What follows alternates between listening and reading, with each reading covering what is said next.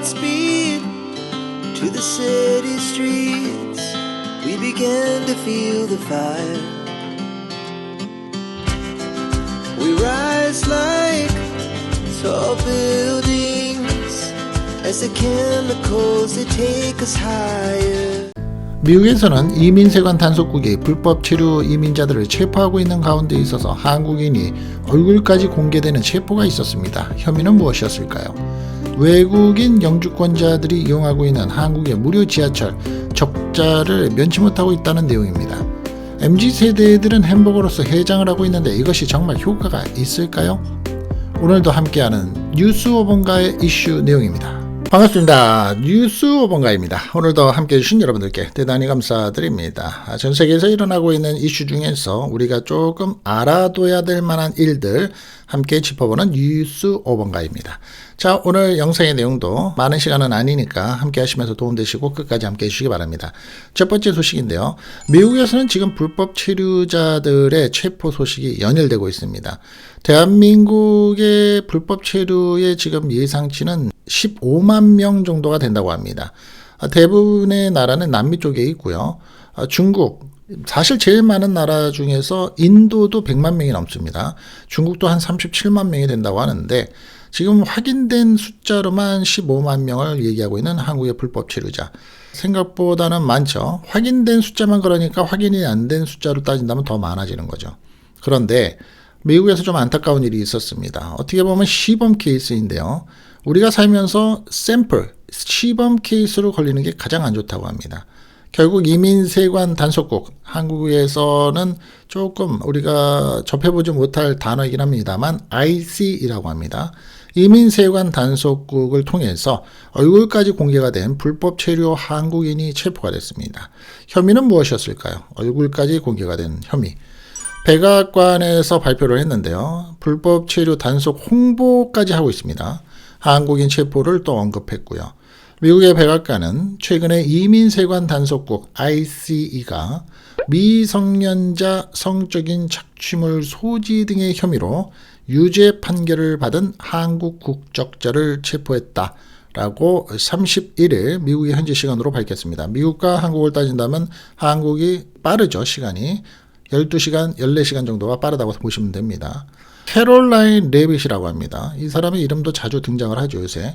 백악관 대변인은 이날 정례 브리핑에서 IC 대원들이 미국의 전역 지역사회에서 범죄를 저지른 불법 체류자를 더욱 많이 체포를 하고 있다라면서 애틀랜타의 IC가 아까 말씀드린 대로 IC는 이민세관 단속국입니다. 미성년자를 성적으로 묘사한 자료를 소지하고 관리를 해서 무려 9개의 혐의로 유죄 선고를 받은 한국 국적자를 28일 체포했다고 밝힌 겁니다. IC는 불법 이민자 단속에서 열을 올리고 있는데 지금 트럼프 당선인이 취임식을 하면서 대통령이 된 이후로 무려 6천 명이 넘고 있습니다. 체포된 한국 국적자도 미국에 불법으로 체류하고 있던 것으로 보입니다. 이 한국분도 불법 체류자였다. 트럼프 행정부는 불법 이민자의 체포에 열을 올리고 있는 이 가운데 미 전역에서 IC의 이민자 단속 작전이 계속되고 있으며 지난 28일에는 하루에만 1016명의 불법 체류자가 체포되기도 했습니다. IC는 이 가운데 특히 범죄 전력이 있는 불법 이민자들을 집중 단속하고 있으며 대부분이 남미 국가들 출신인데요. 이 체포가 된 임씨, 성이 임씨입니다.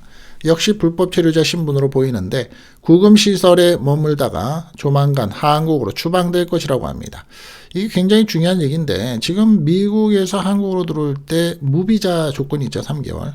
이런 일들이 계속 되다 보면 어떤 문제가 있느냐 하면 한국 사람들이 미국에 올 때 이 무비자의 조건이 없어질 수도 있다라는 게 가장 큰 문제입니다.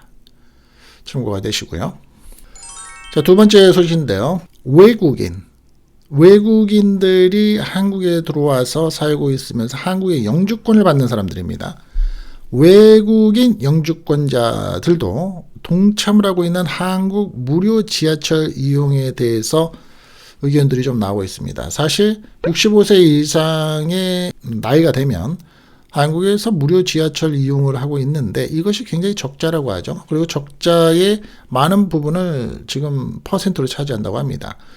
대한민국에 살면서 대한민국의 영주권을 받는 사람들은 제대로 세금을 내고 제대로 합법적으로 일을 하면서 사회 기부와 환원과 세금을 내죠. 당연히 이 사람들도 혜택을 받을 수 있습니다. 근데 문제는 이 외국인 영주권자 분들이 본인의 이름만, 내가 세금을 내고 있으면 본인의 혜택만 유지하면 되는데 다른 사람들한테 이름을 빌려주고, 예를 들면 내 이름이 홍길동인데 임꺽정이라는 사람한테 내 이름의 어떤 건강보험이라든지 이러한 패스라든지 지하철 무료 이용권에 대한 자격이라든지 이런 걸 빌려주는 게 문제죠. 건강보험만 해도 보면 그렇습니다. 중국인들이 한국에서 합법적으로 사용하지 않는 건강보험 때문에 외국인들 중에서 중국인들이 한국에서 쓰고 있는 건강보험의 가장 큰 적자를 수년 동안 면치 못하고 있다는 얘기를 연일 기사로 보실 겁니다. 그 관점에서 한번 들어보시는 것이 어떨까라고 생각을 해봅니다만, 한국에 들어온 지 올해로 30년 차인 중국인 왕명씨 65세입니다.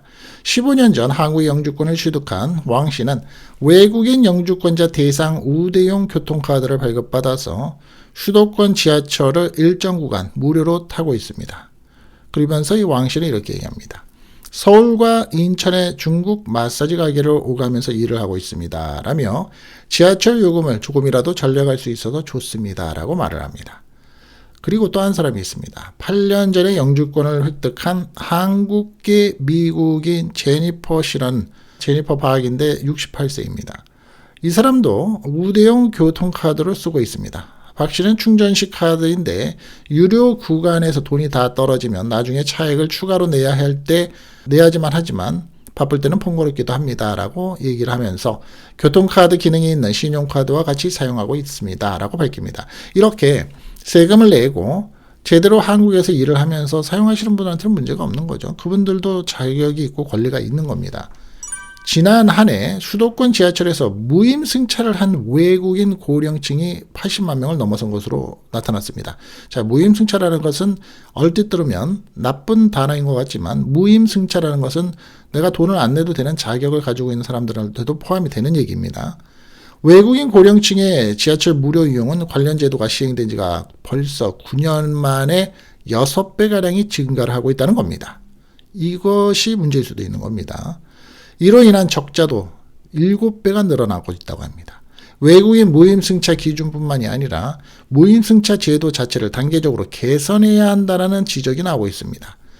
한국에서는 1일 세계일보가 수도권 지하철을 운영하고 있는 서울교통공사와 서울시 메트로 9호선 인천교통공사로부터 받은 2016년부터 2024년 8년 동안의 외국인 지하철 무임승차 현황에 따르면 만 65세 이상 외국인 무임승차의 인원은 2016년에 13만 4,718명에서 작년도 24년도에는 무려 80만 3,489명으로서 9년 사이에 6배 수준으로 뛰었다는 겁니다.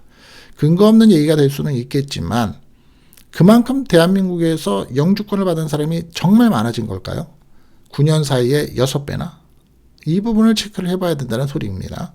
자, 이에 따른 손실금도 2016년에는 1억 8,261만 원에서 작년에 12억 1,109만 원으로 7배까지 증가를 하면서 누적 손실금만 53억 원에 달한다는 겁니다. 수도권에서 외국인 영주권자의 지하철 무임승차가 가능해진 것은 10년 전부터인데요. 2013년에 한 화교단체가 영주권자들이 국민의 4대 의무 중에 병역 의무를 제외한 교육 납세, 노동 의무를 이행하고 있는데도 서울 시민으로서 누려야 할 복지 혜택의 배제가 돼서 인권 침해를 당하고 있다라며 서울시 인권센터에 개선을 요구하고 있다는 겁니다. 그런데 당시에 이제 서울시의 시민인권 보호 관계자는 외국인 영주권자에게도 국적이 다르다는 이유로 지하철 경로 우대 무임승차 혜택을 배제한 것은 국제 규약과 헌법 정신에 위배가 되는 차별 행위라고 판단을 한 일이 있었습니다. 여러분들 생각은 어떠신지 한번 판단을 해 보시고요.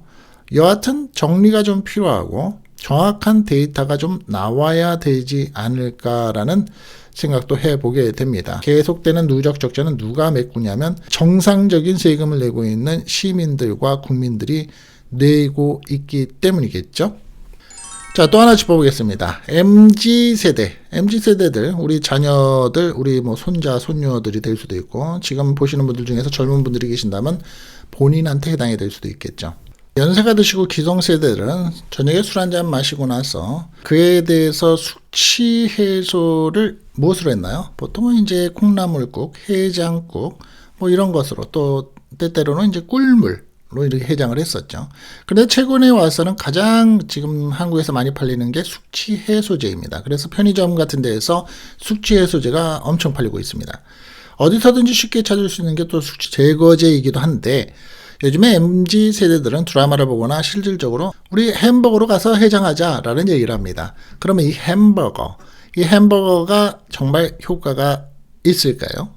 어디서든지 쉽게 찾을 수 있는 매장과 또 어떻게 보면 24시간 중에서 가장 긴 영업시간을 가지고 있는 이 햄버거 매장, 또 간편식을 선호하고 있는 이 MZ세대들의 성향 때문에 대표적인 해장 음식으로 떠오르고 있는 이 햄버거.